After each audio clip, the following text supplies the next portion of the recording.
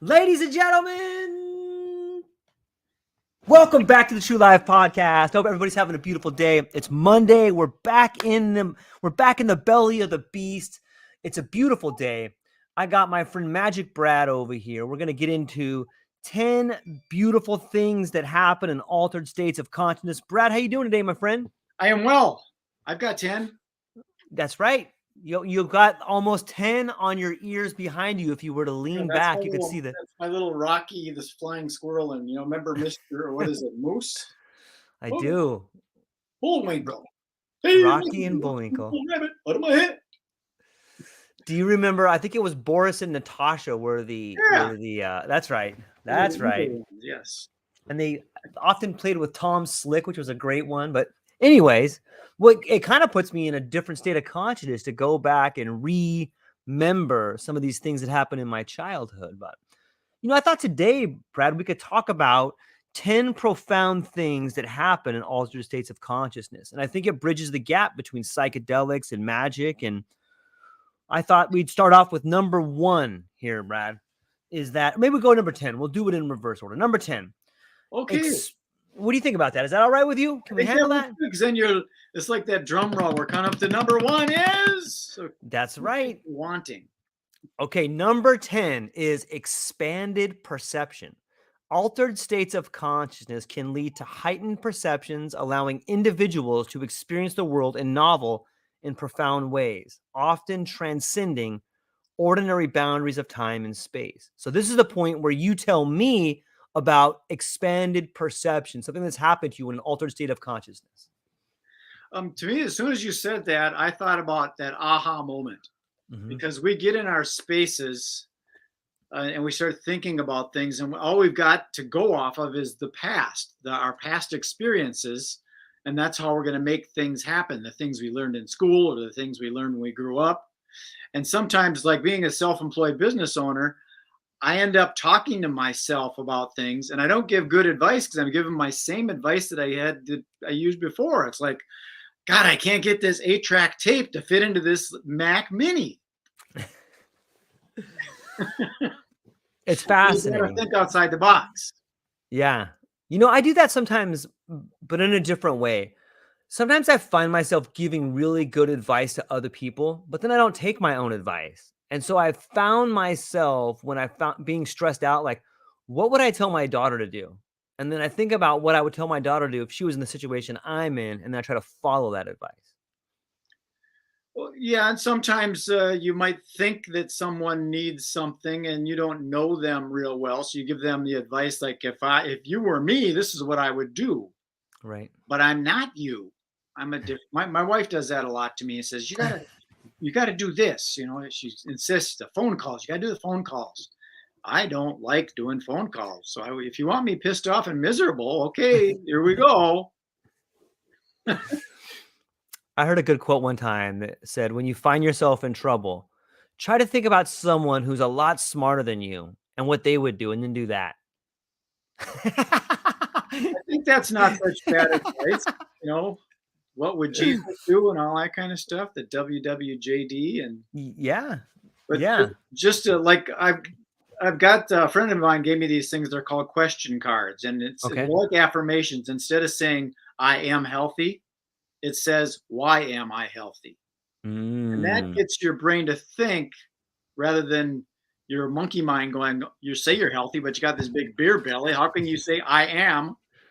Right. If you look at it and go, why am I healthy? Well, yesterday I felt worse, and now I feel better, so that's why I am healthy. Yeah, it's interesting. The way in which you phrase a question changes the outcome. I've learned that how questions, if you find yourself in a conversation with someone and you ask them, how can I do that? Like, let's say you're in a heated debate and someone's like, you should do this or you should do that. If you just pause there and instead of firing back with an ad hominem attack or firing back with something that could be barbed in a way, if you just ask them something along the lines of, how would you do that? That changes the flow of the conversation, and it forces that person to begin thinking instead of attacking. Like, well, I would do it like this. Oh, well, then maybe you would come up on that aspect. But yeah, I think it's interesting. Also, you can go the Simon Sinek route and say why. would I do this? Because maybe you know how, but it's not a good idea. Mm. You wonder why in the hell am I doing this business stuff? It's not very fun. I think I should just go surfing and record it on a camera. Yeah. Maybe I can make money that way. I don't. It's a good point. It's a very good Well, point. that's the number 10, the expanded Okay. consciousness thing. I think sometimes, like if you do, like I've never done any hallucinogenic kind of things. I've never done that experience personally, Right. other than in grade school, I did some blotter acid, and it was Right. a bad trip because of the regulations in the room. If it was more of a guided thing, I probably would have felt more comfortable. But my mind did expand, if you will, into here comes the principal. I got paranoid. Well, I didn't get paranoid yesterday. Why am I paranoid now? So my consciousness did expand through that hallucinogenic blotter acid, if is blotter No, acid hallucinogenic? I think so. And I think that it does. I think that's expanded perception. I think that does change the way you perceive the world when you shift the senses you're using. You went from being in a certain state that was prepared to be conditioned to learn in order to, whoa, maybe I should watch out for the authority coming over here. So that'll Yeah. move us into the number 2. The number 2 is Nine. spiritual. Number 9. Thank you very much. I almost said 2. Number 9 is spiritual insights. Many people report profound spiritual experiences during altered states of consciousness. What do you think? Um, my thinking on that is I think we're physical beings, so we've got this duality in our head of the up down and the digital versus the analog. And you Mm-hmm. got to get into that third entity, which some people would call like the Trinity, that goes beyond the physical, sort of metaphysical. And so sometimes that's what I think happens is you end up getting into that other space of like meditation. You're not supposed to be thinking about things. You're supposed to like focus on your breath. And then what happens is some weird information comes in from somewhere, and then you've got to deal with it somehow. Did that kind of answer the question for number 9? Yeah. So I would add to the idea of spiritual insights, number 9 being that we're That's the so spirit that comes in because we're physical beings, have spiritual beings having a physical experience. So the spirit gets to come in instead of us thinking, I need to get some to sleep because it's 9 o'clock and I got to wake up at 6. yeah. Yeah, I agree. I think that is along the lines of some of the spiritual insights you get. I think that you see this connectedness, like you no longer are a machine that is trying to produce goods so that you can provide. Now, all of a sudden, you see this bigger understanding and idea of like, well, I'm connected to everything. Here's this beautiful relationship I'm in. I'm part of the planet. So that would be some of the spiritual, I think, a very beginning idea of the spiritual nature, which begins to overcome you in the aura of expanded consciousness right there. Well, that's all the similar. I mean, I I've looked at some of the stuff like Joe Rogan doing Mm-hmm. ayahuasca and stuff like Right. that, and you do get into a whole nother world that you never even thought you can't imagine. Yeah. And those kind of things happen when you get like when there's the third entity comes in, or like two heads go together and you come up with a third idea. When a man and a woman get together, they create this third entity. That where did that come from? Where did that energy come from when the sperm fertilized the egg? It came from spirit, in my opinion. Yeah, the idea of spirit it's a beautiful idea, and it seems to be something that's always with us, but we never pay attention to. Or maybe we don't always pay attention to, because you can be it in deep meditation or be it in a heightened state of awareness, be it through psychedelics or entheogens. You are reminded that you are something greater than the walk from the hospital to the graveyard. And I think that there's something spiritual in that. I think we've forgotten that. And there's a lot of conditioning that goes out to try to make sure that you don't see that. If you just listen to the language that we use on a day-to-day basis, we're constantly using the inorganic to describe the organic. We have this incredible mechanistic idea of what the world is. We see everything through the Descartesian machine. We're all a machine. We're all like a clock. And, when we start using this kind of language, we really shut off that avenue or that door to spirit. So I think that heightened states of awareness open that door back up and allow the organism to revel in the organic beauty that it is. Very well put. Well, thank you. I totally get that. Yeah. We'll move on to number 7 here. Number 7 is creativity and artistic expression. Altered states can unlock a surge of creativity, inspiring artists, musicians, magicians, and writers to produce extraordinary works that may not have been possible in their ordinary waking state. What say you about creativity and artistic expression, potentially maybe even in some of the magic that you do? Well, definitely, because you do have to think outside of the box, and you have Right. to think outside of your own thinking, and you have to almost think of what that spectator is going to be thinking about the motions and things you're going through. You need to kind of get inside of their head. How do they see what's going on here? Because you might be doing something as far as doing the magic stuff for the sleight of hand magic. You might be doing some things that are like a tell. You might have a stiffness in the shoulder or something, and the person watching sees that and goes, okay, there's something weird going on in that sleeve over there. So if you are aware of that, you're kind of getting in the head of the spectator. And then the other thing, for when artists, we were at an art fair this last weekend, and see all these different styles of art. Some people are doing this stuff on metal, and some people do stuff on wood, and some stuff is painted, and some stuff is like a natural. I saw this one, and I thought right away, they are using altered states of consciousness to come up with their ideas. I could tell that's what their art was. It was not of this world.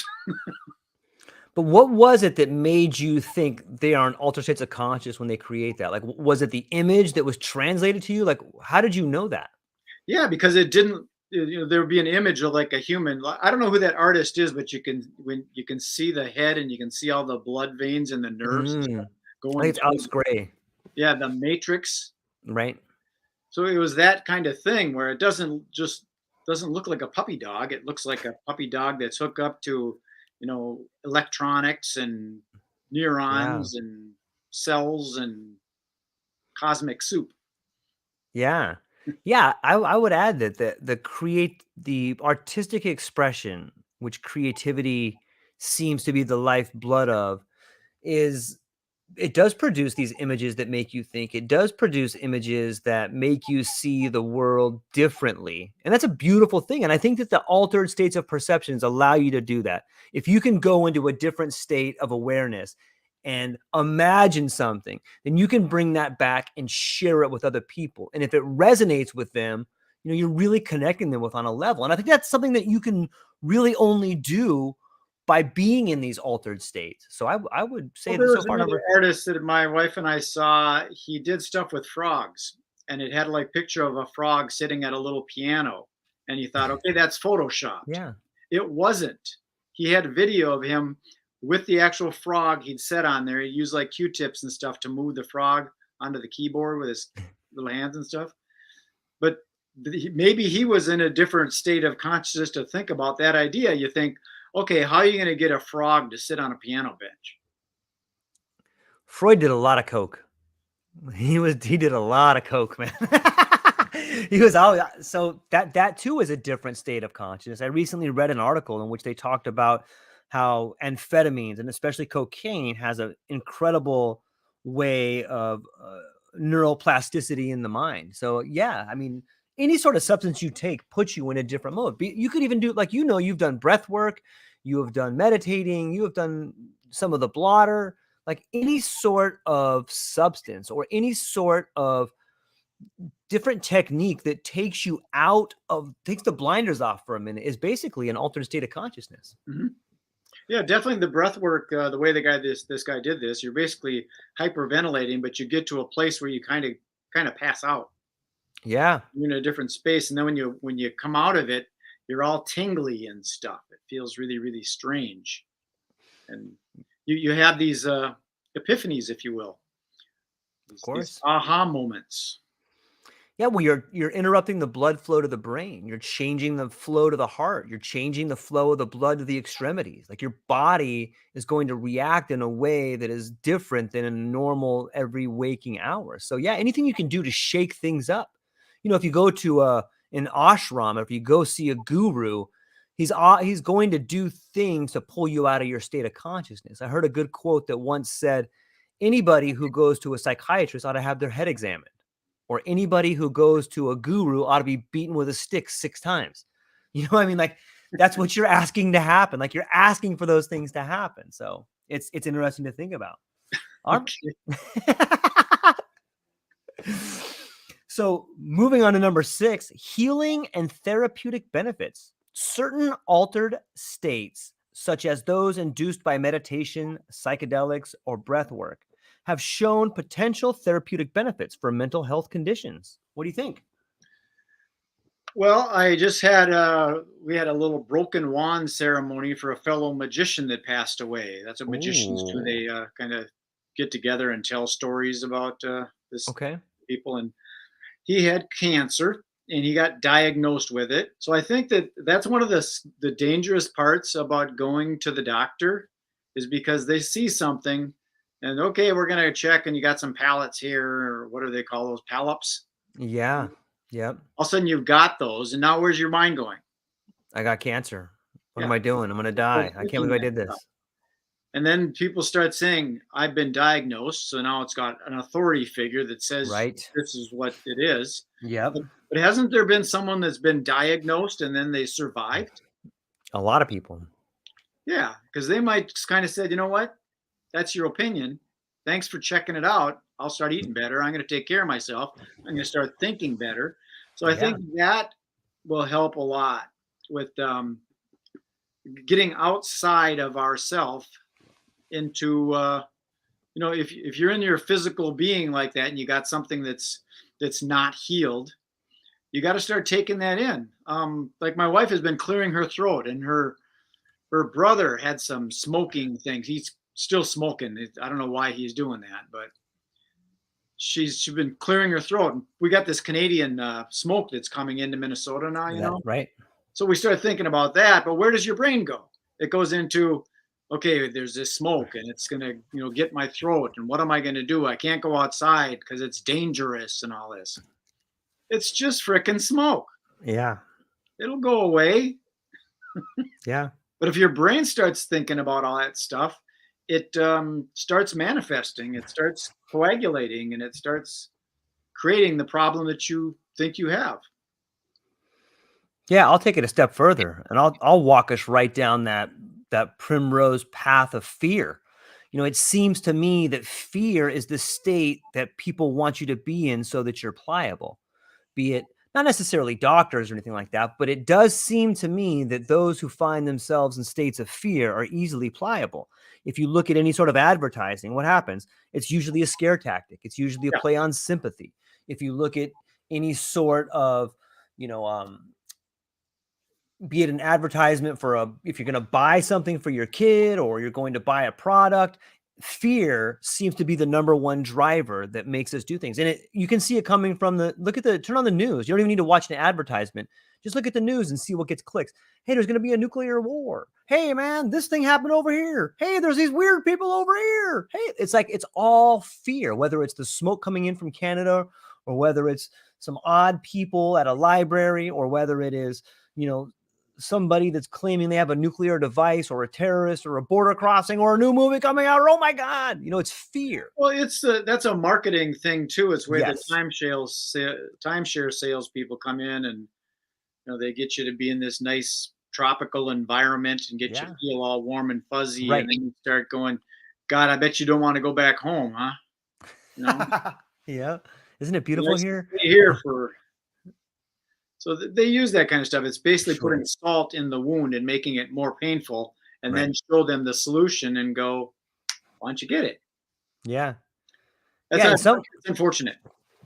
It is. It is. It's sometimes we gravitate towards the lowest common denominator. But then there's people like us who are bringing people to a higher elevation so they don't have to deal with that. Or maybe this show can be the antidote to the fear as we bring a little positivity, a little creativity, and now we're right back to number 6, the healing and therapeutic benefits. So, what do you think? Well, I thought we just did say, dude, is it? We did. I was just testing you. Now we're going to move on to number 5.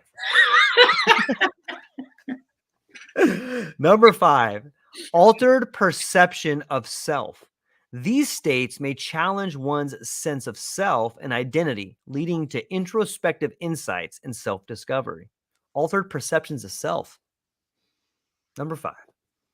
That just came up not too long ago, where someone wanted to have my title. Okay. What does I that don't mean? know what my title is. I have a hard time putting a label on what I do or who I am. So it's tough for me to say, well, I am a magician. Oh, well, that's what you do. You're a magician. Now I'm Yeah. stuck in this little box of being a magician. And if I wanted to twist a balloon animal, I couldn't do it. Yeah. Yeah. So I think it's good to be like to have that altered state of consciousness outside of that personal self identity. Yeah. I'll tell a quick story on the topic of altered perception of self. Not a while back, years ago, I was at work. I was on my way to work, and my phone started ringing really heavy, just 5, 6, 7 times in a row, and I'm like, "Whoa, what is going on here?" But I didn't answer it because it was an odd number. And shortly after that number had called me multiple times, my wife called me and it's like, "George, the FBI came to the door." And I was like, "What are you talking about?" And she goes, "Yeah, they came here looking for you. Is there something you want to tell me?" And I'm like, I got nothing, love. I don't think. And so as I'm having that conversation with my wife, the phone rings again and it's the FBI agent. He's like, Mr. Monty, I need to see you. I'm like, holy cow. So long story longer, I meet with this guy, and they had thought that I was like a suspect in this international crime ring. And I was like, it was a really interesting situation. And so, yeah, it was fascinating. But the altered perception was after everything blew over, I sat back and I thought about it for a minute, like, wow, these people thought I was a master criminal. And I just sat with that for a little bit and I go, what if I was? What if I knew that was coming. right?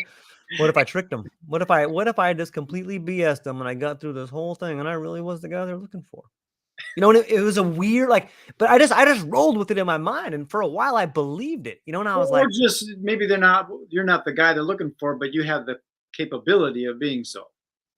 absolutely. Yeah. And that's the altered perception. And the thing is, for anybody listening to this, you could be and slip into any personality you want if you have the imagination. Like, why can't other people believe things about you that you may think are ridiculous? Just pretend that you can for a minute and you can slip into this altered perception of self. And it's really powerful. Well, people do anyways. I'm trying to get them to think one thing about me. I go to a business networking event. I'd like to get them to be in my next trade show. Yeah. And they're looking at me going like, he's wearing jeans and there's a rip in the knee. He probably isn't. They come up with their own absolutely predetermined whatever. Yeah. Everybody has a story when they see you. People should remember this. When you walk in someplace, people are automatically creating a story about who you are, what you have, and what you can do for them. And Right. you essentially are doing the same thing. So just think about that when you walk in somewhere. Maybe a good way to begin altering yourself is to change the story you tell, not only about yourself, but about other people. Try to make up a really cool story about someone, and people will probably begin to see you in a different light. I was going to do that. When I lived in Asheville, North Carolina for a couple of years, there was a forest that it wasn't Sherwood, but there was Sherwood Estates, but there was this forest. It was like near the Biltmore. And I was thinking, I'm going to reinvent myself. And my middle name is Arthur. Okay. Oh, perfect. I was going to be King Arthur Bradley of Sherwood Forest. And I was going to redo a whole story of how I grew up in this area. And my mother and father were not alcoholics. My mother and father were king and queen of this castle.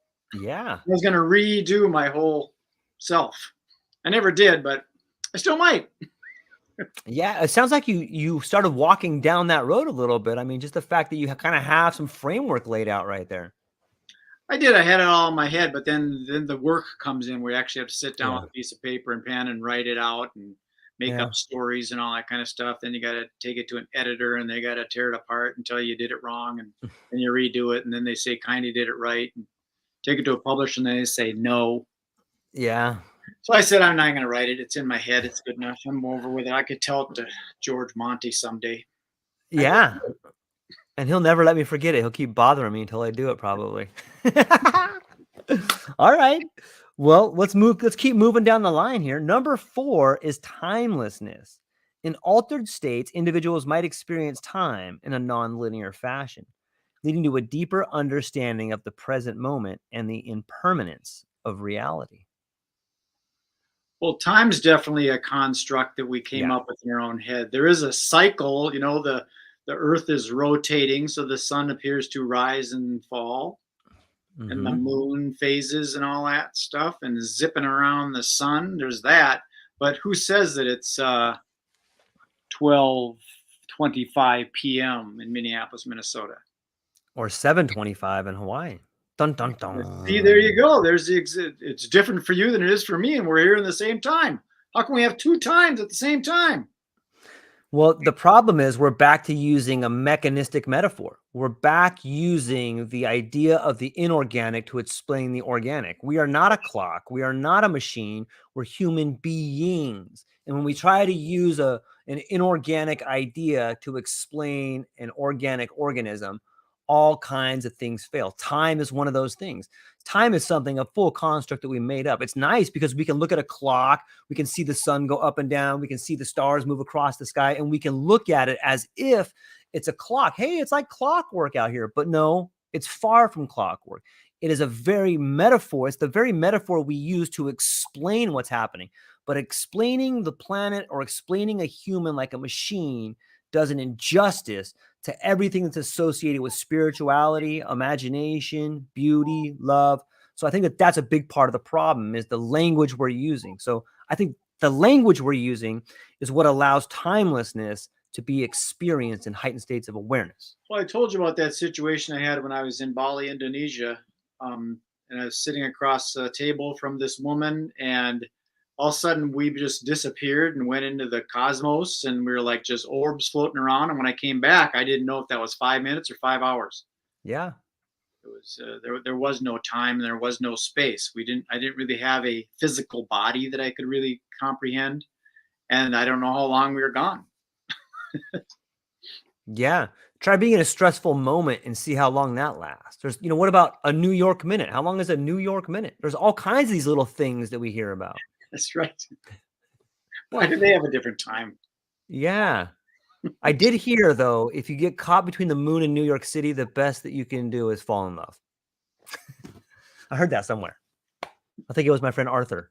Not King Arthur, but a different Arthur. Awful.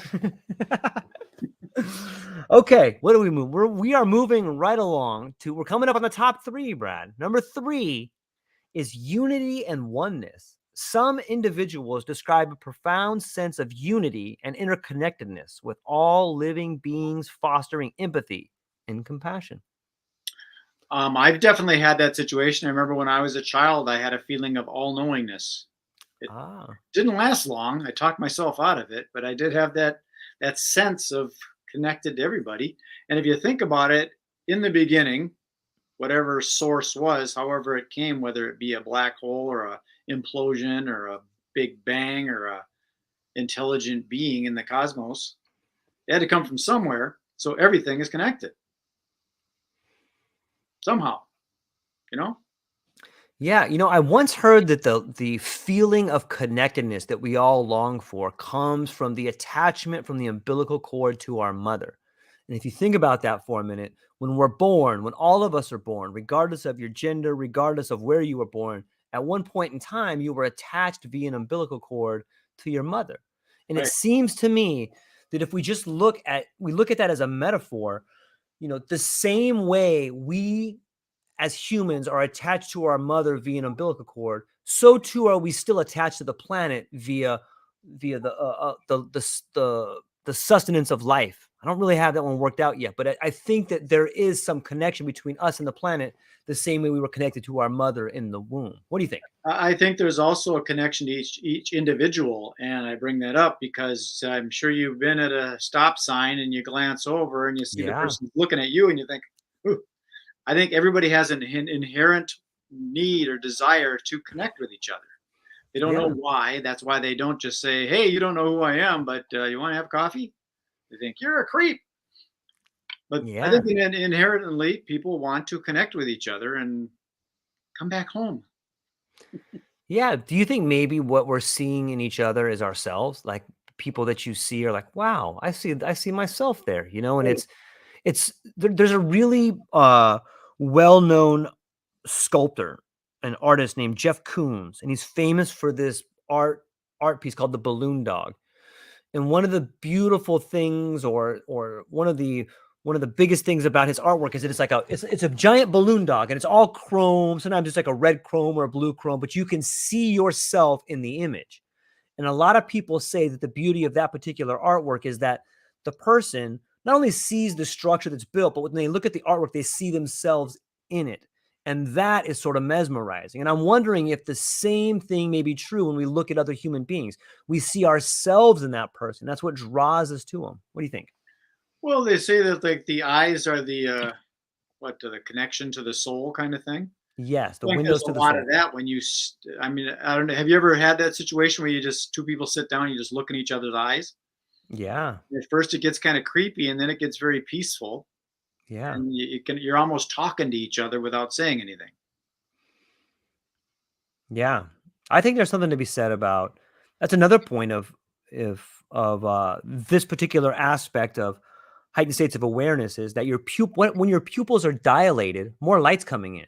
So I Sure. think when you have really dilated pupils, you're taking in more information. The same way if you shoot an image in camera raw, you may not see all the footage you're getting with the camera. So too with your eyes. Like you're getting in more information, so you're processing it. You may not be aware of it, but there's something to be said about pupil dilation and information and light. Well, there's that, and then there's something that's outside of the sight, and that's the sensory of maybe there's somebody behind you and you can't see them, but you have a feeling that there's somebody behind you for some reason. Yeah, you can feel people. You ever get that feeling like someone's staring at you, like you said, like, hey, there's someone. You could feel it. It's a You, visceral feeling. you've done the hallucinogenic situations, haven't you? Of course. I have not. But do you have that feeling that there's someone watching you, maybe either paranoia or comfort? I've never had the feeling like it's not the same feeling as someone staring at you or watching you. Like I don't get that vibe from it. But I do feel as if I'm talking or speaking or connecting with someone the same way I would with a very intense prayer. When if you pray to God or a loved one, or you talk to yourself like I do sometimes, you feel as if you're actually speaking to someone. And I think there's a That's what I difference, mean. When I had that experience of going through the cosmos with that woman, right? um, I don't remember talking. It was more thinking. Yeah. We were just sharing the same brain, if you will.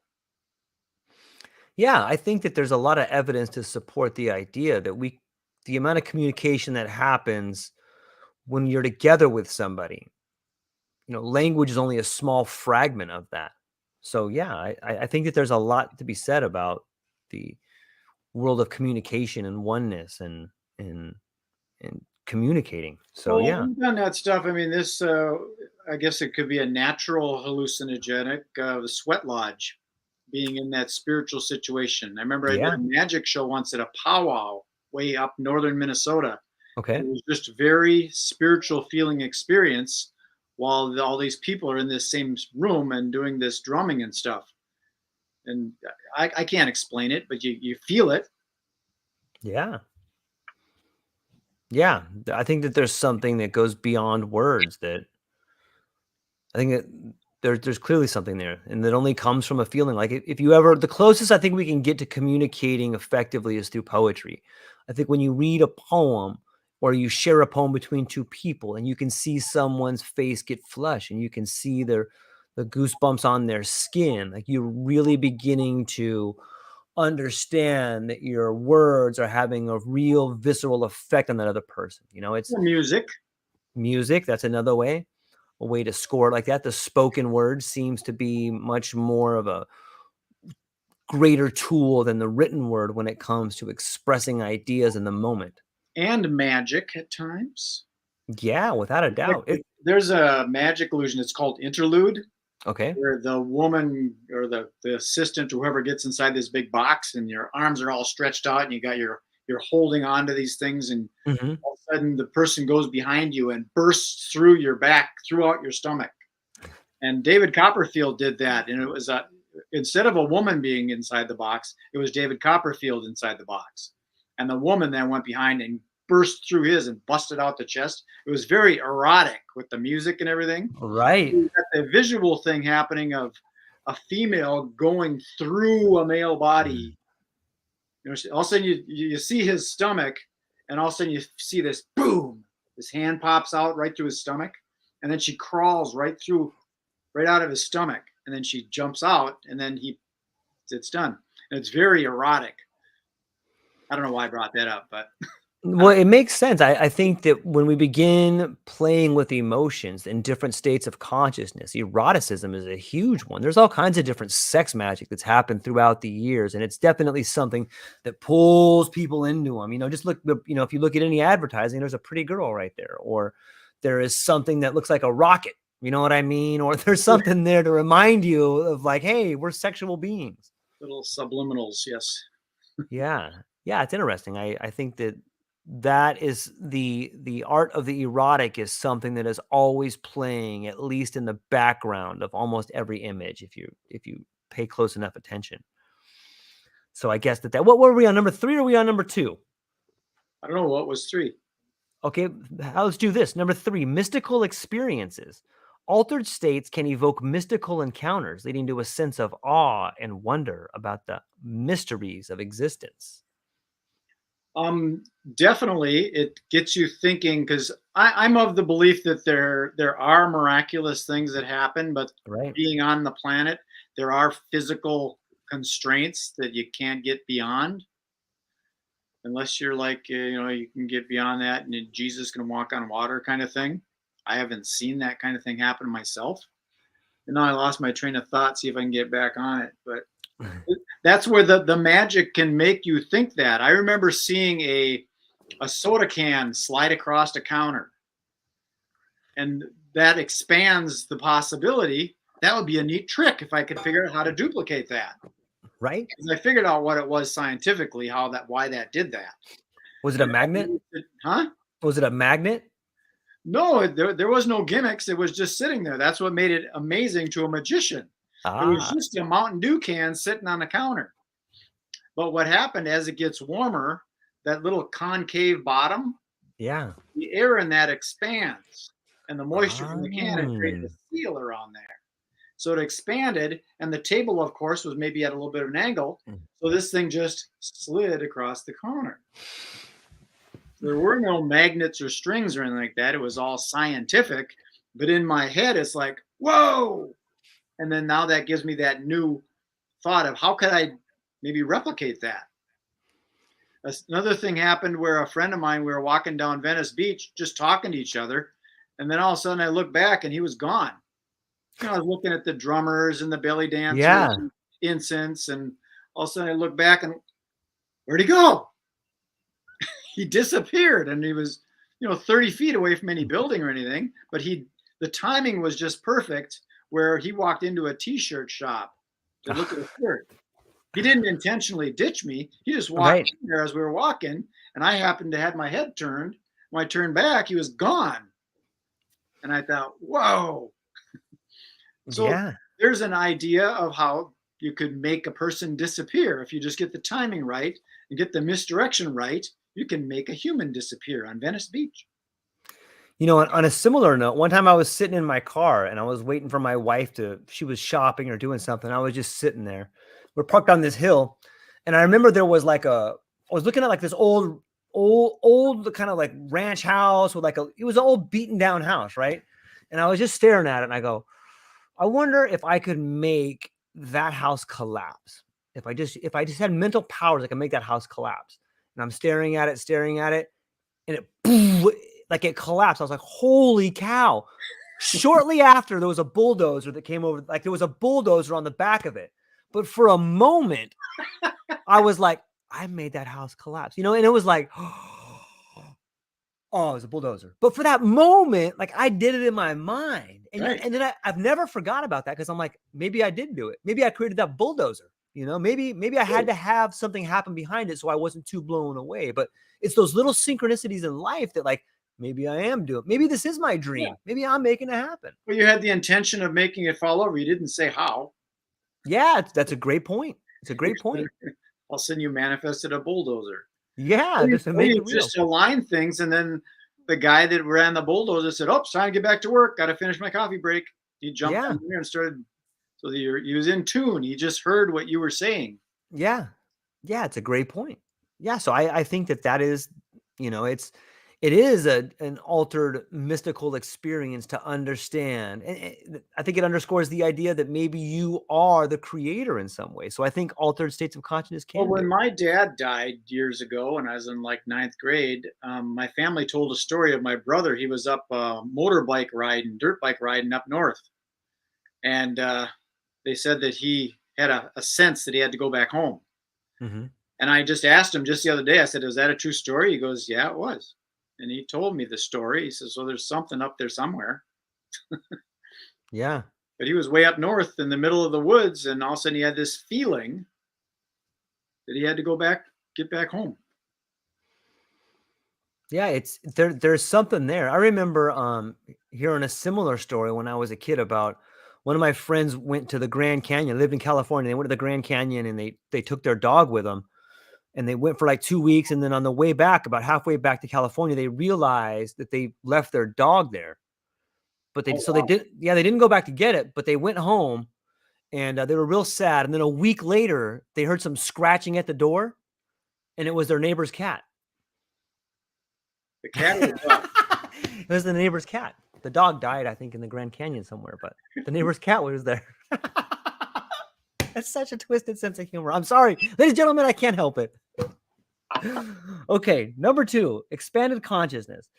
These states can reveal the limitations of our usual perception, providing glimpses into broader realms of consciousness beyond our everyday awareness. That's like a 180, isn't it? Yeah, it really is. Yeah, I guess you could be in that space that all of a sudden you have this altered state and go, "I never thought that was possible. I was thinking I was going to stay here," and you get this.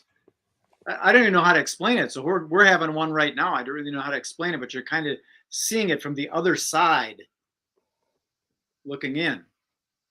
I don't know how to explain that one, man.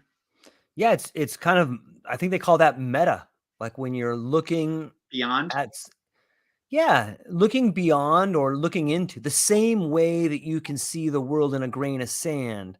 So too can you see what's going to happen in your life by listening to our conversation. It's interesting to think about it from that aspect. And I always think of it as like our fractal nature.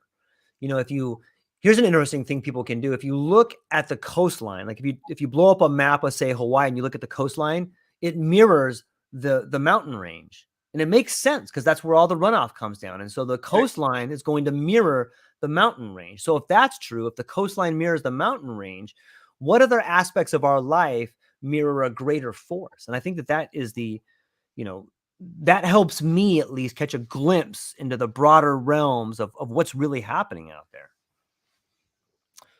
Well, that makes total sense. As above, so below, kind of thing. The microcosm, the macrocosm.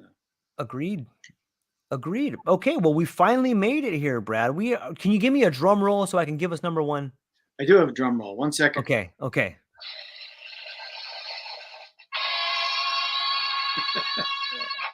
Nice.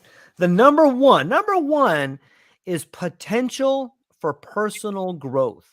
Altered states of consciousness can be transformative experiences, catalyzing personal growth and fostering a deeper understanding of oneself and the nature of reality. As soon as you said the word potential, that came into Deepak Chopra in his book, The Seven Laws of Spiritual Laws of Success, and one of them was pure potentiality. That there is unlimited potential. There's, things are possible that are maybe not be probable, but there is the potential of unlimited stuff happening. So if you can get beyond that can't word, like, we're going to go to Hawaii. Well, we can't because we don't have the money. Well, we can find the money. We can't because we don't have tickets. Let's go get tickets. But they're going to cost money. Well, let's go borrow it from that guy we don't even know. You never know. The potential is out there if you can just not limit yourself by that 4-letter word can't. Yeah, can't is the cancer of can. And I cannot agree more that the potential for personal growth from altered states of consciousness can be a transformative experience. Sometimes that altered state of consciousness could be depression. Sometimes that altered state of consciousness could be a manic episode. Sometimes that altered state of consciousness can just be a quiet moment of contemplation. But the real growth is done when you get away from the limiting beliefs.